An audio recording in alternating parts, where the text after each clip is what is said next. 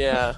So, Christy, I know that there was a backstab that happened to you, and At least one. At least one, yeah. Well, Blumpy Thimble was the most hurtful. Was the most hurtful? Yes, and it's a shame he's not here, but he and I had an alliance. We had an alliance, and in the middle of the alliance, I woke up and he was attacking me. So I don't know. He was trying to get me to attack Justin, and he was helping me with that. And Justin was saying, "Don't do it. Blumpy's just using you." And he was right. Yeah, me and you both, Christy. Blumpy screwed us both this game. Even though he kind of seemed like he was an ally at first, but yeah, he's not a good person. Good thing he's not here. Actually.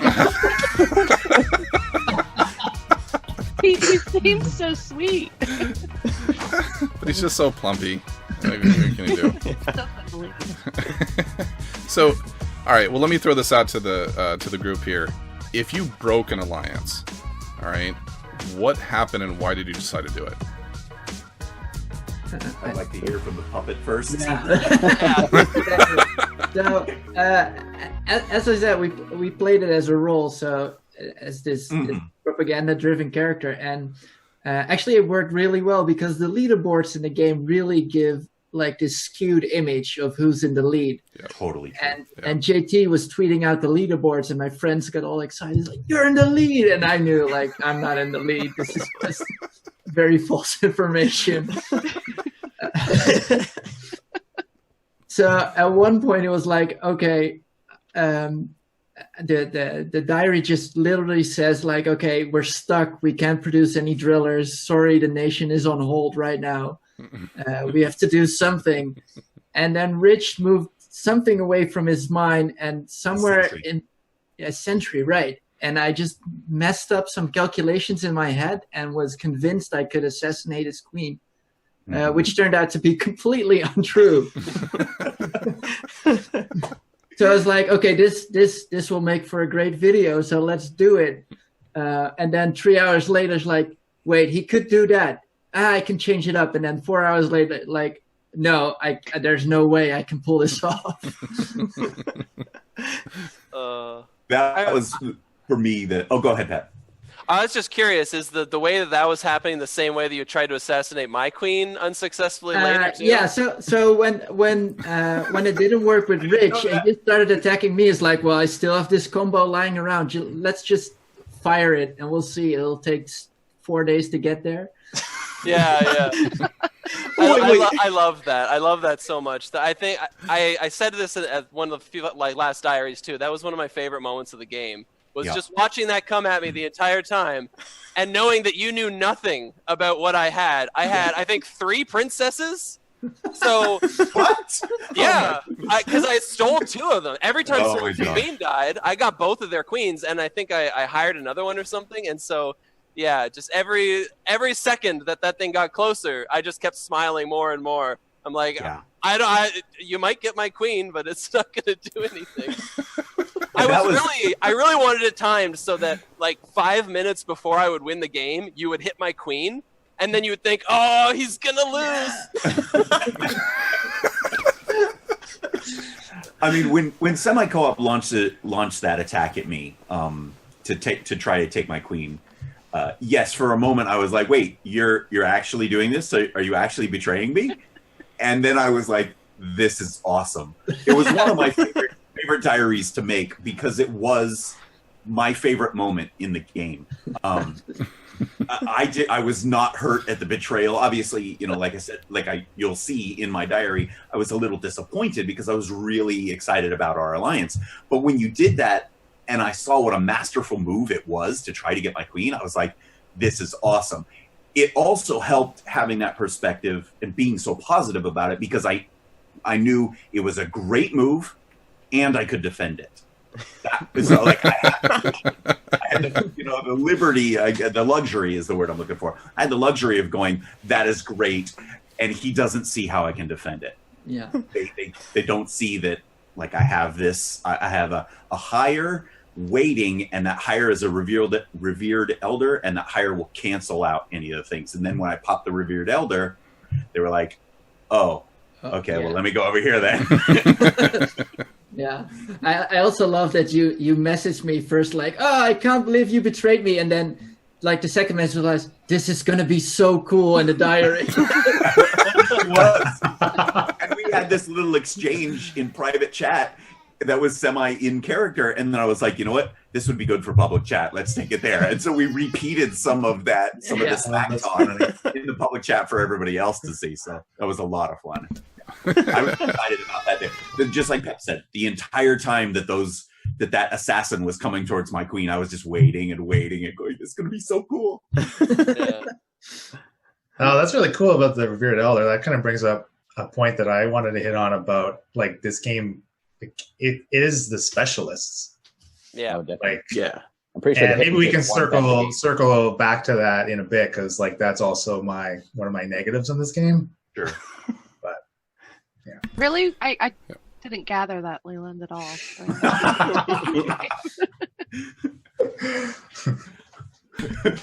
So For betrayals, the only one I betrayed was Plumpy, and like I said earlier, it's because he was lying to everyone, and that set off the fight with Semi-Co-op and People's Academy, which was great for me. Mm-hmm. It gave me an opportunity to attack people that I was originally friends with, and I got some space out of it, and then they stopped attacking because they knew they couldn't possibly beat my forces alone. It's once you all agreed that you needed to take me out that it was a problem. And that and is when I started helping Blue Cube.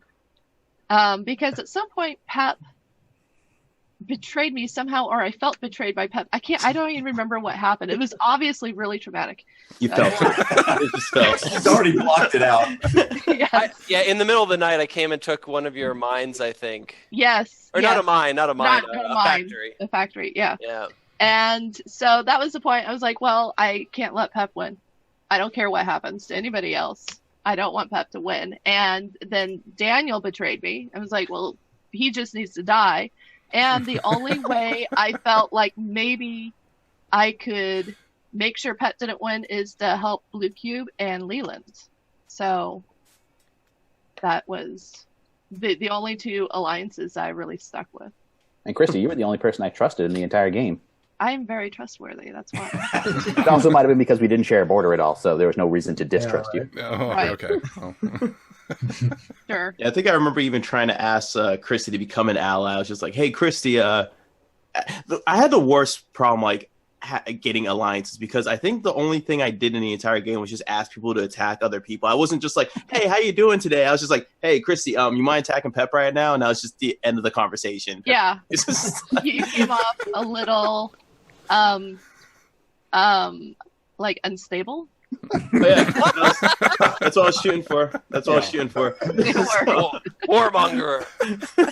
I love how Gary starts off his video with, yeah, we're supposed to take these things. I don't even know why we're doing this, but this is what we're doing. And we're like, oh, everything makes sense now, because everyone was looking forward to the videos to kind of figure out what was going on in your head, but apparently you were just following orders. It's not much. There was not much going on. So Gary, you're the only guy on here that actually passed away, and you had an epic eulogy done here by a number of people. So what was that like to be the first person eliminated in the game? It made the diaries a lot easier to make. No, it was pretty funny because it also happened. I mean, if you just watch the diaries, well, they're not all done yet. But it was like in the most anticlimactic way, because it shows clearly at the end there that I also still didn't know how to play the game after 4 days. So because what ended up happening was that Pep sent forces to one of my, I think it was a factory or something like that. And I was like, oh, I have a perfect amount of troops to stop him. Little did I know that he sent more than I was expecting, and I think it was like one of those times where I was sleeping in a day. So I sent troops down, and I was like, oh, no, I got to retreat. And what I did the dumbest thing. So I noticed like around day 3 or something like that if I send my queen along with my scavenger, which my scavenger was a guy who could move really fast. If I sent my queen with my scavenger, the Smuggler. queen would. What was that? Smuggler. Oh, smuggler. Thank you, smuggler. If I send my queen with my smuggler, it's like a ridiculously good defense system because once a queen lands, she adds like something like an automatic 5 or 10 shield to whatever base she's at. So I was like, oh, if I just keep moving them around, I could just be super annoying. And Pep sent troops to me, and I tried doing that same strategy to him because I've been doing this to everyone. Like I think even Plumpy sent people to me at one point. I defended with this, and I stopped him. No, he sent troops. He then gifted me. But anyways, so I tried doing this to Pep, and what ended up happening was that Pep sent way more troops than I was expecting, and I was like, okay, now I got to retreat with my queen and everything, completely forgetting that he had what was that guy that you had, Pep? The Navigator. Yeah, that guy was Navigator, Helmsman. You could never get that right in your diary. I could never get it right. That guy single-handedly defended, kept Pep, me from advancing on Pep that entire game. But yeah, so what he ended up doing was he just sent the Navigator and just had him follow my queen and capture her mid-flight. And I was just like, wait, what? It's just how the game ends. Like it wasn't even like I was like close to my base. It was like the second I ran away from the base that I was attacking, he just like, I'm just gonna send this one dude and capture a queen real quick. Is the Helmsman the one that boosts speed globally? No, it's just that the Helmsman has 2 times speed. Yeah. Yeah. Oh, okay. Yeah. And he kind of did that Scooby-Doo thing where the hand came out of the closet and grabbed her by the collar and pulled her back into that factory. It's pretty much over with like that. Yeah. And you didn't just retreat the queen either. It was like the queen and 60 troops, which meant that I had to send the Helmsman with like 70 people to make sure it won. And even after it won, it landed like in a neutral territory. And luckily, Blue Cube actually gave me back the Helmsman. And that was part of a deal that you never followed through on. That was the worst betrayal. In my defense, I'll talk later about the betrayal of you. But in my defense, I did completely intend to follow through with the promise to you.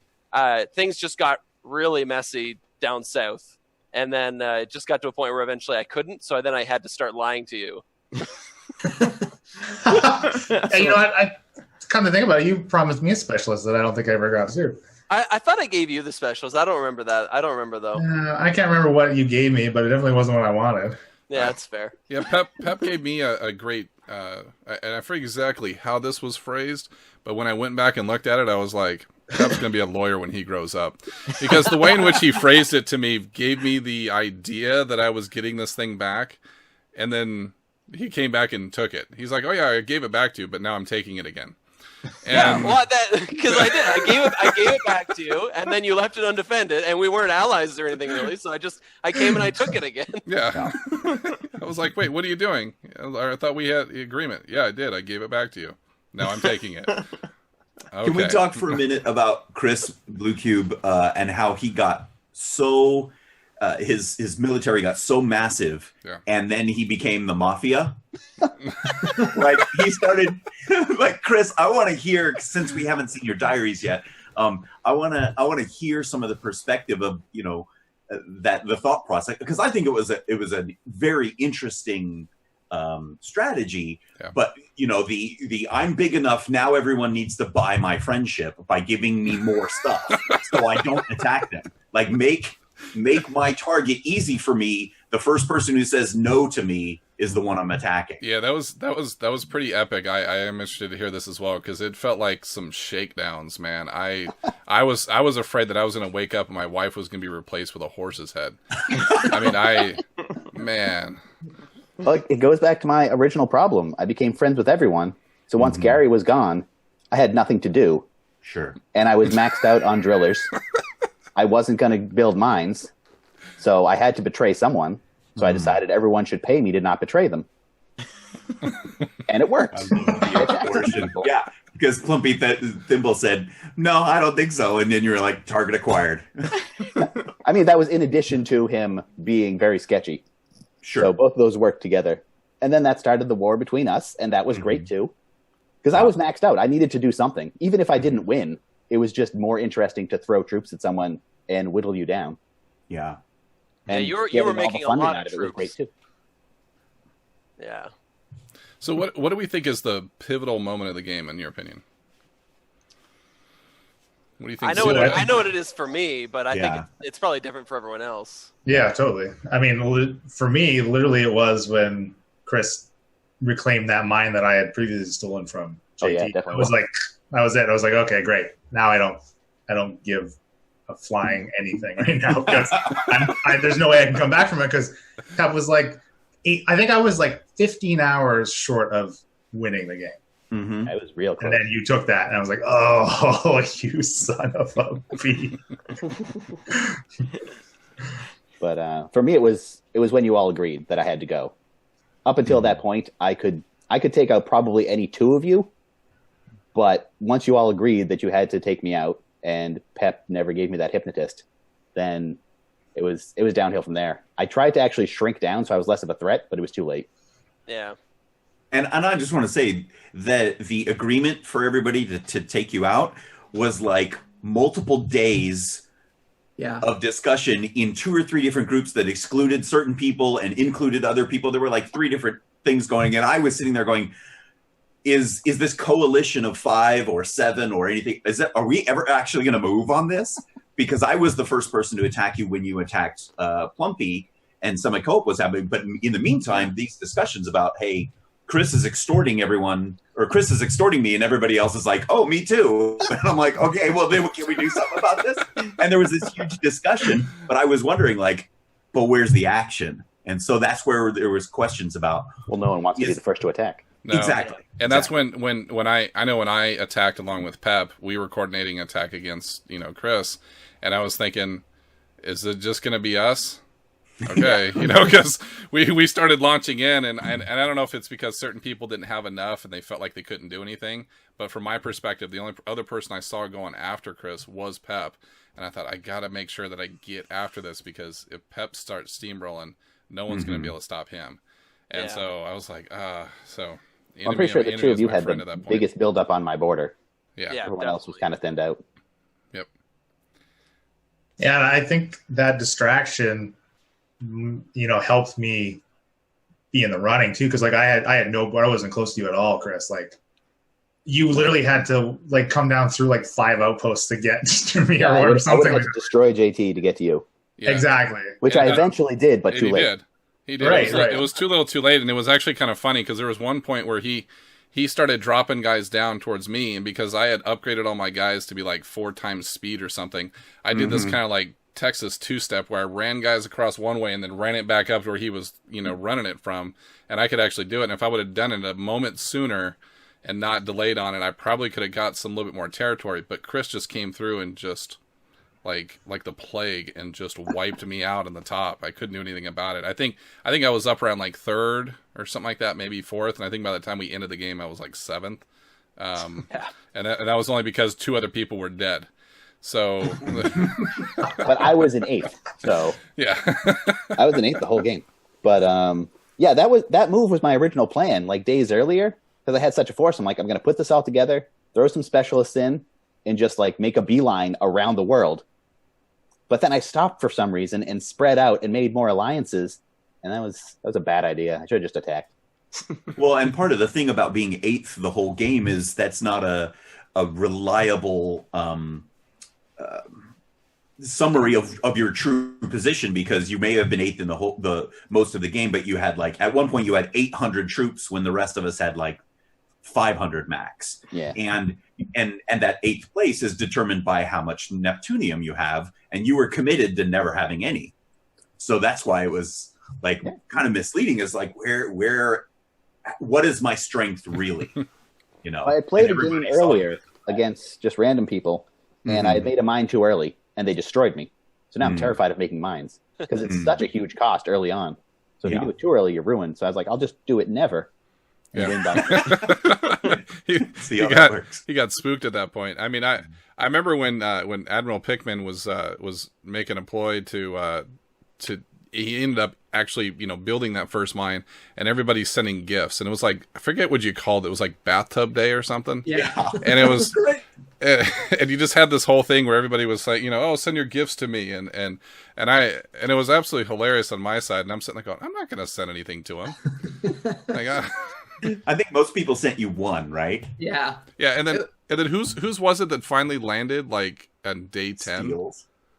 Yeah, mine probably. It took forever to get there. It was so funny because it cut across. I think it cut across my lands. So the whole game, there's like this one sub that's taking like forever to get there. So go ahead, Pikmin. I want you to talk about that. That driller left as a child and arrived as a man. So. But I want to hear somebody go up too. Yeah, no, it started with Pep just sent me out of the blue some wine, as he called it, which was one driller, and I thought this is great. We should stimulate this sort of silliness. So I just decided let's pretend to be the friendliest nation on earth and have a national holiday. And then I used the Dutch word for bathtub, which is badkuip. Just oh, so it is bathtub. I was just kidding. Yeah. No, it's actually. I googled it because it seemed like a funny thing to do because everybody's all serious and paranoid, and so let's just throw in a national holiday. I love how in your video, Pikmin, that you've got this this whole thing going on where you're like, we are starting off as number one, and you're kind of looking around. We don't want anybody to know that we're the best, even though we are. And that actually started with me almost falling asleep, and then when I move towards the webcam, my head gets really big like this. And I just love that, so I just needed to do something like that. That is great. Like this, and then just go watch my.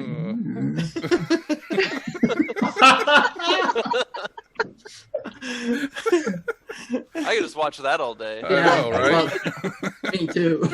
That is it's killing my productivity. I'll be honest.